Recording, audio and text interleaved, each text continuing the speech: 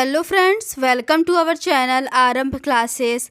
आज के इस वीडियो में हम लोग यूपी ट्रिपल एससी पेट के लिए प्रैक्टिस सेट को सॉल्व करेंगे। तो बिना देर किए चलिए आज का ये वीडियो शुरू करते हैं।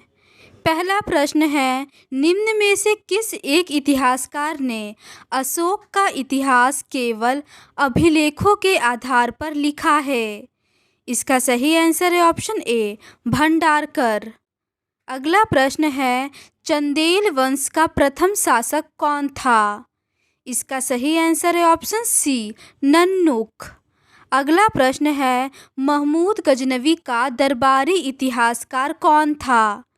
इसका सही आंसर है ऑप्शन बी, उत्बी। अगला प्रश्न है, निम्नलिखित में से किसने बादशाह शाहजहां को सुप्रसिद्ध हीरा कोहिनूर भेंट दिया था? इसका सही आंसर है ऑप्शन सी, मीर जुमला।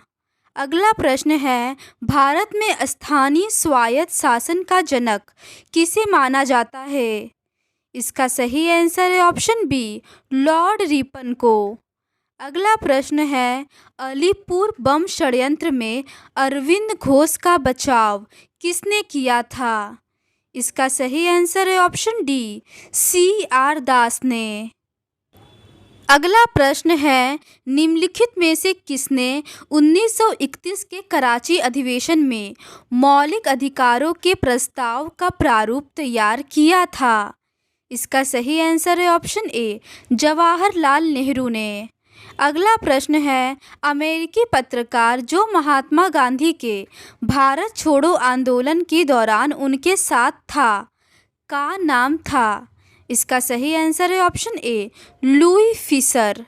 अगला प्रश्न है, दिल्ली में 24 फरवरी 1922 को आयोजित अखिल भारतीय कांग्रेस समिति के बैठक में असहयोग आंदोलन वापस लेने के लिए गांधी जी के विरुद्ध निंदा प्रस्ताव किसने प्रस्तुत किया था? इसका सही आंसर है ऑप्शन डी, डॉक्टर मुंजे ने।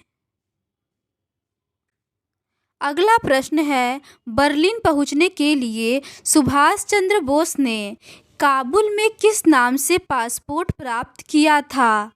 इसका सही आंसर है ऑप्शन डी, आर्लेंडो मेसोट्टा। अगला प्रश्न है, अजरबैजान की राजधानी बाकू निम्नलिखित में से किस एक सागर के किनारे स्थित है? इसका सही आंसर है ऑप्शन सी, कैस्पियन सागर। अगला प्रश्न है, 80 डिग्री पूर्वी देशांतर और कर्क रेखा का मिलन निम्न बिंदु पर होता है? इसका सही आंसर है ऑप्शन डी, मध्य प्रदेश में।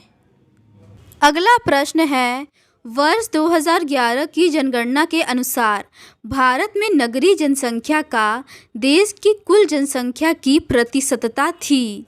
इसका सही आंसर है ऑप्शन बी, 31.16%। अगला प्रश्न है, निम्नलिखित खदानों में से किस एक से विशाखापट्टनम इस्पात संयंत्र लौह धातु प्राप्त करता है? इसका सही आंसर है ऑप्शन बी, बेलाडीला से। अगला प्रश्न है, दक्षिण एशिया का सबसे बड़ा मरुस्थल है? इसका सही आंसर है ऑप्शन डी, थार मरुस्थल। अगला प्रश्न है, 11वें मौलिक कर्तव्य को भारतीय संविधान में किस वर्ष शामिल किया गया था? इसका सही आंसर है ऑप्शन बी, 2002 में।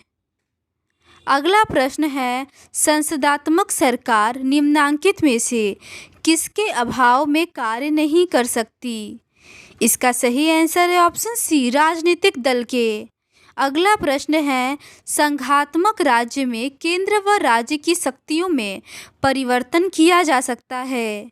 इसका सही आंसर है ऑप्शन सी, संविधान संशोधन द्वारा। अगला प्रश्न है, निम्नलिखित में से कौन सा अनुच्छेद राज्य सरकारों को ग्राम पंचायतों के गठन करने का निर्देश देता है? इसका सही आंसर है ऑप्शन बी, अनुच्छेद 40। अगला प्रश्न है, स्थानीय शासन की निम्नलिखित में से कौन सी एक विशेषता नहीं है? इसका सही आंसर है ऑप्शन सी, केंद्रीय नियंत्रण। अगला प्रश्न है, सौर सेल एक ऐसी युक्ति है जो रूपांतरित करती है इसका सही आंसर है ऑप्शन डी, प्रकाश ऊर्जा को विद्युत ऊर्जा में। अगला प्रश्न है, 100 डिग्री की वाष्प द्वारा उत्पन्न जलन उसी ताप के पानी द्वारा उत्पन्न जलन से अधिक गंभीर होती है क्योंकि। इसका सही आंसर है ऑप्शन सी, वाष्प द्वारा अधिक ऊष्मा दी जाती है। अगला प्रश्न है, दूध का औसत पीएच मान होता है। इसका सही आंसर है ऑप्शन बी, 6.6। अगला प्रश्न है, हीमोग्लोबिन के बारे में निम्न कथनों पर विचार कीजिए। पहला कथन है, इसमें लोह होता है। दूसरा कथन है, यह रक्त में ऑक्सीजन का वाहक है। तीसरा कथन है, यह रक्त को लाल रंग प्रदान करता है। चौथा कथन है, यह कुछ रोगों के प्रति प्रतिरक्षा प्रदान करता है। इसका सही आंसर है ऑप्शन बी, 1, 2 और 3 सही है। अगला प्रश्न है, मानव आहार में पॉलिश किए हुए चावल के उपयोग से निम्नलिखित रोग हो जाता है। इसका सही आंसर है ऑप्शन डी, बेरी। अगला प्रश्न है, निम्नलिखित में से कौन सा लक्षण भारतीय अर्थव्यवस्था का नहीं है। इसका सही आंसर है ऑप्शन डी, प्राकृतिक संसाधनों की कमी। अगला प्रश्न है, भारत में प्रतिस्पर्धा आयोग का गठन किया गया। इसका सही आंसर है ऑप्शन बी, 2002 में। अगला प्रश्न है, निम्नलिखित में से कौन सा एक वित्तीय समावेशन का उद्देश्य नहीं है। इसका सही आंसर है ऑप्शन सी, बैंकिंग अधोसंरचना को सिकोड़ना। अगला प्रश्न है, राष्ट्रीय खाद्य सुरक्षा अधिनियम 2013 में वर्णित उत्तरदायित्वों के अनुसार निम्नलिखित में से कौन सा उत्तरदायित्व राज्य या केंद्र शासित प्रदेश सरकार का है। इसका सही आंसर है ऑप्शन ए, पात्र परिवारों की पहचान। अगला प्रश्न है, कृषि क्षेत्र में निम्नलिखित में से क्या कार्यशील पूंजी है। इसका सही आंसर है ऑप्शन सी, धन।